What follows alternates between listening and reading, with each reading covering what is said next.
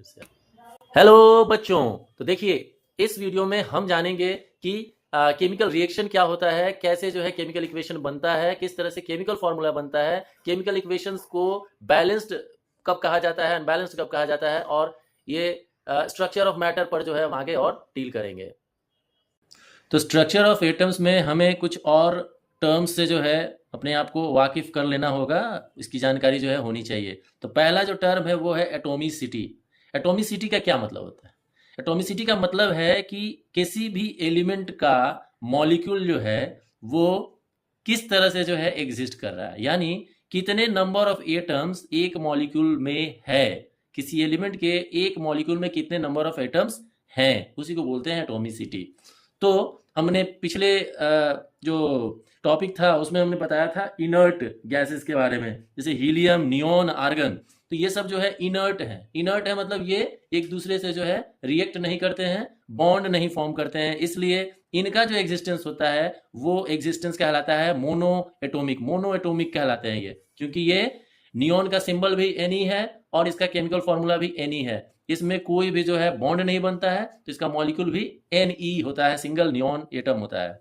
उसी तरह से हीलियम में भी जो है सिंगल एटम होता है, कोई बॉन्ड नहीं बनता है, तो ये इनर्ट फॉर्म में रहते हैं और इनका मॉलिक्यूल जो है वो मोनोएटॉमिक फॉर्म में पाया जाता है। अब कुछ कॉमन एलिमेंट्स के एटॉमिसिटी के बारे में बात करते हैं। हीलियम, हीलियम की एटॉमिसिटी 1 है। मतलब क्या है कि हीलियम जो है इसका सिंबल भी He है और फॉर्मूला भी He है। हीलियम इनर्ट गैस है, इसके जो है डुएट कंप्लीट रहते हैं, तो ये ना किसी को देता है और ना किसी से लेता है। सिमिलरली हाइड्रोजन, हाइड्रोजन का जो है 2 एटॉमिसिटी है, यानी कि हाइड्रोजन जो है हमेशा H2 के फॉर्म में रहेगा, सिंबल H और फॉर्मूला H2। ऑक्सीजन का भी जो है एटॉमिसिटी 2 है और यह भी जो है एग्जिस्टेंस में इसका ऑक्सीजन मॉलिक्यूल O2 के फॉर्म में रहेगा। नाइट्रोजन में भी एटॉमिसिटी 2 है, मतलब कि नाइट्रोजन भी जो है अकेले मोनोएटॉमिक नहीं रहता है, डायटोमिक फॉर्म में रहता है, इसलिए N2। क्लोरीन का भी 2 है, ये भी जो है डायटोमिक फॉर्म में रहता है। फोस्फोरस, फोस्फोरस में जो है एटॉमिसिटी 4 है, यानी कि फोस्फोरस का अगर मॉलिक्यूल देखें तो P4 होगा।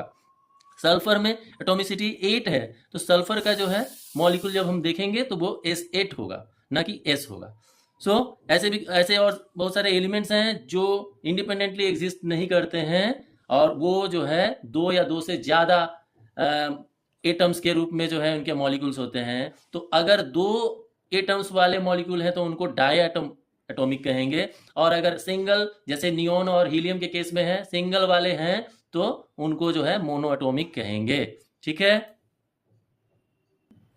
अब एक बहुत इंपॉर्टेंट जो है टॉपिक आता है, वो है कि फॉर्मूला को हम कैसे लिखें, किसी भी केमिकल कंपाउंड का फॉर्मूला कैसे डिराइव करें। तो उसके लिए है कि हमको उसमें जो एलिमेंट्स इन्वॉल्व हैं या ग्रुप्स जो इन्वॉल्व हैं, उनके जो है एलिमेंट्स, उनके जो है एटम्स कौन कौन से उसमें यूज हो रहे हैं, कौन कौन से इन्वॉल्व हो रहे हैं, वो उनका सिंबल पता होना चाहिए।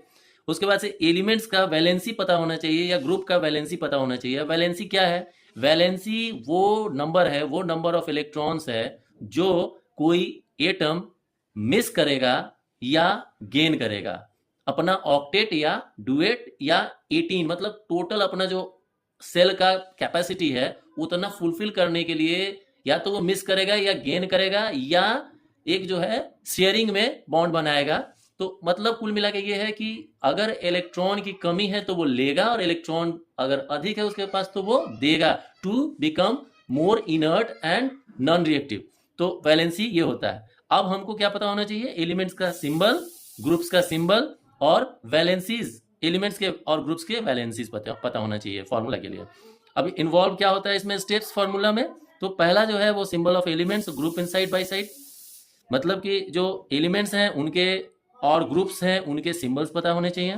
उनकी वैलेंसीज को हम क्या करते हैं, सुपरस्क्रिप्ट्स के रूप में जो है उनके सिंबल के ऊपर लिख देते हैं। सुपरस्क्रिप्ट देखिए यहाँ पर है। अब उसी चीज को जो है यहाँ हम एमोनिया के केस में देखते हैं। एमोनिया में कौन कौन से एलिमेंट्स यूज होते हैं? नाइट्रोजन और हाइड्रोजन। नाइट्रोजन और हाइड्रोजन के कॉम्बिनेशन से एमोनिया बनता है। अब नाइट्रोजन का वैलेंसी कितना है? 3 है। नाइट्रोजन का आपको पता है कि क्या होता है एटॉमिक नंबर? तो 7 होता है। तो 7 होता है मतलब क्या हो गया? 2, और सेकेंड सेल में, सेकेंड ऑर्बिट में कितना हो गया? 5। तो 5 है। अब उसको ऑक्टेट बनाने के लिए 3 इलेक्ट्रॉन्स चाहिए, तो उसका क्या हो गया वैलेंसी? 3 वो चाहिए उसको, तो वैलेंसी नाइट्रोजन का 3 हो गया। और हाइड्रोजन का वैलेंसी 1 है। तो हमको क्या करना है, एलिमेंट लिख देना है, उसके ऊपर जो है जितना वैलेंसी है वो सुपरस्क्रिप्ट में लिख देना है। जैसे ये इसको सुपरस्क्रिप्ट बोलते हैं, नाइट्रोजन सुपरस्क्रिप्ट 3, हाइड्रोजन सुपरस्क्रिप्ट 1। और अगले में क्या कर देना है, जो हाइड्रोजन का सुपरस्क्रिप्ट है वो नाइट्रोजन का सबस्क्रिप्ट बन गया, और जो नाइट्रोजन का सुपरस्क्रिप्ट है वो हाइड्रोजन का सबस्क्रिप्ट बन गया NH3, मतलब एक एटम नाइट्रोजन का और 3 एटम हाइड्रोजन का, बन गया NH3 which is formula of ammonia. ठीक है, बहुत सिंपल है। समझ रहे हैं क्या करना है, पहले तो सिंबल्स, एलिमेंट्स जो इन्वॉल्व हैं या जो ग्रुप्स इन्वॉल्व हैं उनके सिंबल्स पता होना चाहिए। उसके बाद वैलेंसीज उनका पता होना चाहिए, जो सुपरस्क्रिप्ट के रूप में जो है सिंबल के ऊपर डाल देंगे। उसके बाद एक और चीज है, अगर दोनों वैलेंसीज के बीच कॉमन फैक्टर आ गया, जैसे सपोज करिए यहाँ पर 3 है, यहाँ 1 है, कॉमन फैक्टर तो 1 ही है, तो वो कैंसिल आउट नहीं होगा। लेकिन सपोज करिए अगर नाइट्रोजन पर होता 4 और हाइड्रोजन पर होता 2, तो 2 1 हो जाता और 4 जो है 2 हो जाता, मतलब 2 से दोनों को डिवाइड कर देते, तो फिर क्या हो जाता, ये 2 हो जाता और ये 1 हो जाता। तो उस तरह से जो उसका भी ख्याल रखना है। तो हमको क्या करना है, any common factor should be divided by there valencies, valencies से कॉमन फैक्टर अगर उनके बीच है तो उसको डिवाइड कर देना है। उसके बाद क्या करना है, इंटरचेंज द नंबर्स ऑब्टेन्ड, जो नंबर ऑब्टेन्ड हुए हैं, यानी कि यहाँ पर क्या हुआ है अमोनियम के केस में, तो 3 नाइट्रोजन का वैलेंसी और हाइड्रोजन का वैलेंसी 1, इनको आपस में इंटरचेंज कर देना है और उनके बेस पर लिख देना है। तो देखिए नाइट्रोजन पर क्या था, सुपरस्क्रिप्ट 3 था, हाइड्रोजन पे सुपरस्क्रिप्ट क्या था, 1 था। अब क्या करेंगे कि इसका जो सुपरस्क्रिप्ट है हाइड्रोजन का, वो हम नाइट्रोजन के साथ सबस्क्रिप्ट बना देंगे, यानी कि उसके बेस में लिख देंगे, और हाइड्रोजन पर जो नाइट्रोजन पर सुपरस्क्रिप्ट है उसको हम हाइड्रोजन का सबस्क्रिप्ट बना देंगे, NH3 बन गया। ठीक है, ये एक सिंपल सा जो है तरीका है जिसको हम फॉलो करेंगे फॉर्मूला बनाने में। तो ये हो गया। तो अब जो है हम देखेंगे एल्युमिनियम सल्फेट का फॉर्मूला हम कैसे लिखते हैं। तो इसमें हमको क्या देखना है कि भाई कौन कौन सा एलिमेंट इन्वॉल्व है। तो एल्युमिनियम है और सल्फेट ग्रुप है। अभी वैलेंसी ऑफ एल्युमिनियम 3 हो जाएगा, क्योंकि एल्युमिनियम का एटॉमिक नंबर कितना होता है, तो एल्युमिनियम का एटॉमिक नंबर होता है 13। अब 13 है मतलब क्या हुआ, पहला सेल में 2, दूसरा में 8 और तीसरा में 3। तो 3 जो है वो ये मिस कर सकता है, यानी कि एल्युमिनियम पर 3 पॉजिटिव चार्जेस हो सकते हैं और ये इनर्ट बन जाएगा। तो 3 वैलेंसी हो गया एल्युमिनियम का। सल्फेट में आते हैं, सल्फेट में क्या होता है, सल्फर है और ऑक्सीजन का 4 एटम है। तो सल्फर का होता है 16 मतलब कि हो गया, देखिए यहां पर आ जाइए आप, 16 मतलब हो गया कितना, यहां पर 2 8 6 होता है। तो यहां पर 6 है, 1 2 3 4 5 6 है। और ऑक्सीजन में होता है अगेन 6 होता है ऑक्सीजन में भी, क्योंकि 2 6 8 6 इसके लास्ट आउटरमोस्ट ऑर्बिट में होता है। तो यहाँ भी 6 एटम्स हो गया। अब हम क्या करेंगे, यहाँ पर चाहिए 2, यहाँ पे चाहिए 2, तो 2 कोवैलेंट बॉन्ड बन गया, SO हो गया। अब हमको क्या करना है, SO हो गया। अब फिर हमको एक और ऑक्सीजन लेना है, 6 इलेक्ट्रॉन्स इसके भी, और इस ऑक्सीजन में भी 6 इलेक्ट्रॉन्स। यहाँ भी 2 कोवैलेंट बॉन्ड बन गया, इसका भी ऑक्टेट पूरा हो गया, इसका भी ऑक्टेट पूरा हो गया। क्या बन गया, SO3 बन गया। यहाँ पर है कितना, 4 ऑक्सीजन एटम है, तो एक और ऑक्सीजन एटम लेंगे, 6 इलेक्ट्रॉन्स इसमें भी होने चाहिए। अब इस 6 को पूरा करने के लिए इसको 2 इलेक्ट्रॉन्स और चाहिए। दैट मीन्स कि SO4 पर 2- यानी कि SO4 जो है निगेटिवली चार्ज बनेगा ion, this is called ion. और ये कितना है, 2- है। तो सल्फेट जो है वो आयन है और इसको 2 इलेक्ट्रॉन्स और चाहिए। तो 2 इलेक्ट्रॉन्स किससे लेगा, जिससे ये रिएक्ट करेगा। अब यहां पर किससे ये रिएक्ट कर रहा है, एल्युमिनियम से। उनकी वैलेंसी 3, सल्फेट की वैलेंसी 2। तो हम क्या करेंगे, एल्युमिनियम की वैलेंसी और सल्फेट की वैलेंसी, एल्युमिनियम की वैलेंसी को सुपरस्क्रिप्ट कर दिया, सल्फेट की वैलेंसी को सुपरस्क्रिप्ट कर दिया, और जब इंटरचेंज किया तो बेस में लिख दिया एल्युमिनियम का बेस में 2 और सल्फेट के बेस में superscript of aluminium 3, Al2SO4 3 whole bracket 3।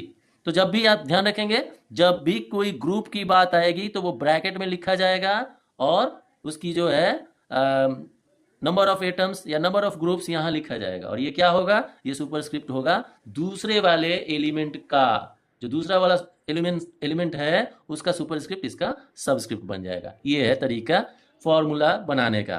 अब हम आगे बढ़ते हैं, केमिकल इक्वेशंस देखते हैं। अब केमिकल इक्वेशंस क्या है, केमिकल इक्वेशंस, इसमें क्या क्या चीजें होती हैं, रिएक्टेंट चाहिए, 2 आपस में जो है रिएक्ट करने वाले एलिमेंट्स या मॉलिक्यूल्स या कंपाउंड्स चाहिए, और फाइनली जो रिजल्ट बनता है, रिजल्टेंट प्रोडक्ट रिलीज करता है। तो केमिकल इक्वेशन कैसे करते हैं, रिएक्टेंस को इस तरह से लिख देते हैं और बीच में एक प्लस का सिंबल दे देते हैं, फिर एरो लगाकर RHS में राइट हैंड साइड में प्रोडक्ट लिख देते हैं। तो लेफ्ट हैंड साइड में रिएक्टेंस और राइट हैंड साइड में प्रोडक्ट, ये है इक्वेशन का तरीका। उसके बाद क्या है, नंबर ऑफ एटम्स जो रिएक्टेंट्स में है उतने ही नंबर ऑफ एटम्स इसके प्रोडक्ट में भी होना चाहिए, तभी ये बैलेंस्ड इक्वेशन बनेगा। और बैलेंस्ड इक्वेशन ही केमिकल इक्वेशन होता है, यानी कि correct chemical equation balanced equation है।